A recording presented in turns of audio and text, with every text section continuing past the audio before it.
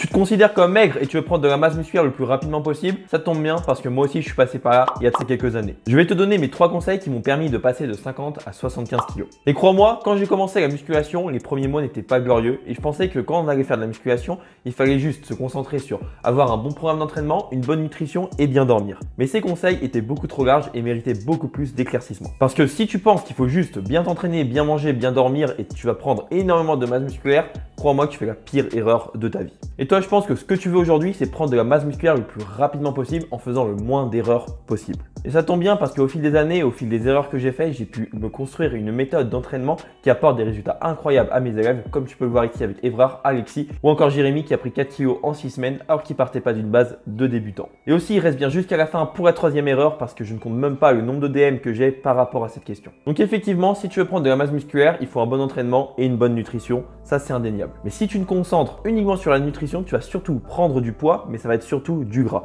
Parce qu'à côté, il faut que ton entraînement soit carré pour prendre de la masse musculaire. Et pour savoir comment prendre du poids, comment manger plus de calories, comment organiser ses repas, j'ai fait plusieurs vidéos à ce sujet que tu peux retrouver juste ici. Donc du coup, comme je t'ai dit, tu dois vraiment être carré sur l'entraînement, ce qui me permet d'arriver à la première erreur qui est d'avoir des techniques d'exécution qui sont pas bonnes. Alors attention, je sais très bien que là, tu es en train de te dire, ok, la technique d'exécution, je l'ai déjà entendue, je sais très bien que je l'ai fait bien, et donc du coup, j'ai pas besoin d'écouter ce qui va suivre. Alors ça, c'est la pire erreur que tu puisses faire. Encore une fois, tu penses bien les faire, mais en réalité, tu les fais mal. En général, dans Body Changer, quand ils rentrent, la plupart des pratiquants me disent qu'ils n'ont pas forcément envie de filmer leur technique d'exécution parce qu'ils pensent déjà bien faire.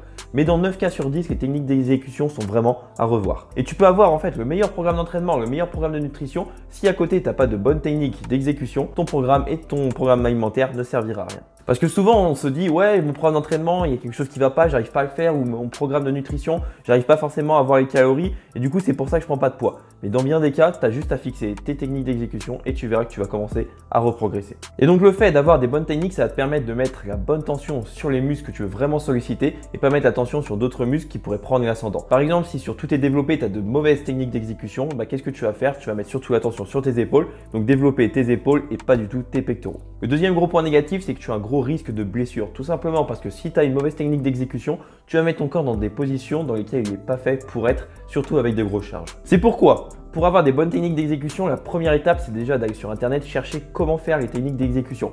Par exemple, dans Body Changer, ce qu'on a en plus des corrections avec nos élèves, c'est un espace membre où il y a vraiment toutes les techniques d'exécution.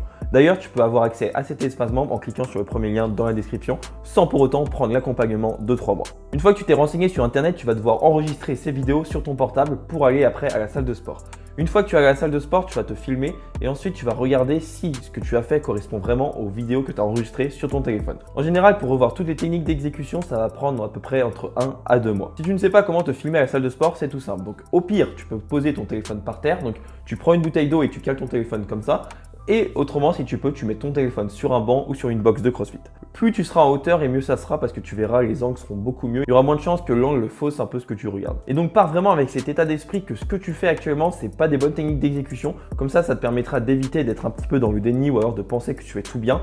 Et donc, tu vas pouvoir plus facilement corriger tes techniques derrière. Maintenant que les techniques d'exécution sont bien faites, on va pouvoir passer à la deuxième étape qui va être d'avoir un carnet d'entraînement pour noter ses performances à la salle de sport. Ou alors de noter tout simplement tes perfs sur un fichier Excel si tu es un petit peu moins old school. Quand tu fais de la musculation, il faut savoir que tu es obligé de tenir un programme d'entraînement que tu vas suivre au moins entre 4 à 8 semaines. Après, pour le programme d'entraînement, c'est sûr qu'il y a des millions de possibilités. Tu dois même te demander, est-ce que je dois faire des tempos, est-ce que je dois faire des exercices d'isolation polyarticulaire, est-ce que je dois faire un split, un whole body, etc. Plein de questions que je vais te répondre dans le conseil 3 à la fin de cette vidéo. Comme je t'ai dit, garder un programme d'entraînement suffisamment longtemps, ça va te permettre de voir si tu progresses ou tu progresses pas au fil des semaines. Alors que par exemple, si tu te regardes dans le miroir et tu essayes de voir tes premiers gains pour voir si ton programme fonctionne ou ne fonctionne pas, ça va prendre beaucoup plus de temps parce que la prise de masse musculaire prend du temps. Alors que quand tu regardes ta charge, tu vois directement si tu progresses de semaine en semaine et de mois en mois. Et quand je parle de progression, ça peut être de progression en répétition ou alors de progression en charge. Et retenir toutes ces performances dans la tête, c'est impossible. C'est pour ça que tu dois vraiment tout noter. Pour l'augmentation des charges, ce que je te recommande, c'est d'augmenter de 1 à 2 kg et pour le nombre de répétitions, sur les exercices polyarticulaires de 1 à 2 répétitions, voire sur les exercices d'isolation d'une répétition. Et une fois que tu valides un format, par exemple, tu te dis que tu as un 4x8 à 4x12, une fois que tu es arrivé au 12, tu augmentes en poids et ensuite tu repars sur un 4x8 et ainsi de suite. Donc à partir d'aujourd'hui, tu vas noter vraiment tout ce que tu fais à la salle d'entraînement, tu vas noter l'exercice, le nombre de séries de répétitions, la charge que tu as utilisée avec et ensuite tu vas essayer de progresser de semaine en semaine. Et on arrive à la troisième erreur, et écoute-moi bien parce que c'est celle-là qui trotte dans la tête de énormément de pratiquants, et d'ailleurs j'ai plein de messages par rapport à ça sur Instagram. Le conseil que je vais te donner maintenant s'applique dans la musculation, mais aussi s'applique dans plusieurs domaines de ta vie. De nos jours, avec YouTube et les réseaux sociaux, on peut voir qu'il y a une tonne d'informations. Et des fois, ça amène certains coachs à se contredire. Du coup, les pratiquants se demandent, ok, lui a dit ça, mais du coup, qui croire à la fin de la journée? Ce qu'il faut comprendre en musculation, c'est que chaque coach a sa méthode qui est bien propre à lui, en fonction des résultats qu'il a pu avoir, des préférences et ou des ressentis. Et ça, je l'ai très vite compris quand j'ai vu que Nassim Saïli recommandait ce qui était des tempos et Rudy Koya et Jean Honge conseillaient quelque chose de beaucoup plus explosif. Je voyais que les trois avaient leur propre méthode qui était vraiment diamétralement opposée, mais ils avaient quand même de très bons résultats avec les deux méthodes. J'ai donc testé les deux méthodes et je me suis très vite aperçu que faire des tempos, ça m'ennuyait à mourir et que aller en explosif, ça me permettait déjà de soulever plus lourd et de prendre beaucoup plus de plaisir à l'entraînement. C'est donc tout naturellement que je me suis orienté vers l'explosif. C'est alors que j'ai pensé à une règle que tu vas pouvoir appliquer, pas seulement en muscu, mais aussi dans d'autres domaines, qui est la règle de prendre seulement 1 à 2 mentors lorsque tu commences quelque chose. Ça veut tout simplement dire que lorsque tu veux de l'information, tu vas aller sur une chaîne YouTube ou alors deux chaînes YouTube, tu vas prendre toutes les informations de ces personnes-là et tu vas pas vraiment écouter ce qu'il y a autour. Donc par exemple, juste avant de commencer le powerlifting, j'avais fait un petit peu de musculation et j'avais donc pris un maximum de conseils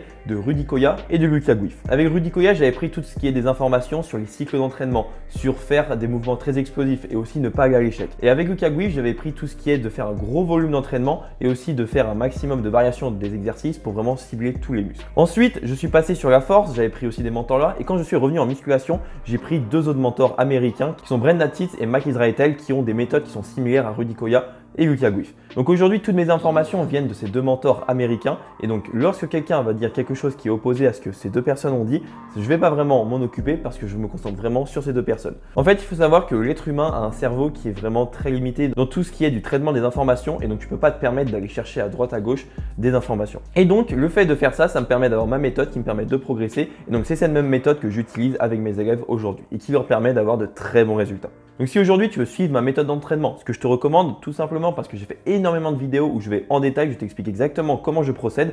Donc vraiment tu auras toutes les informations pour appliquer sur toi. Et avec cette même méthode, tu vas pouvoir prendre plus de 10 kg en l'espace de 3 mois si tu es une personne ectomorphe. Et pour ça, j'ai fait une playlist que tu peux retrouver juste ici. Ce que je te recommande, c'est donc de commencer par la première vidéo pour avoir les bases. Si tu as aimé la vidéo, n'oublie pas de t'abonner pour retrouver toutes les prochaines vidéos. Et moi je te dis à la prochaine.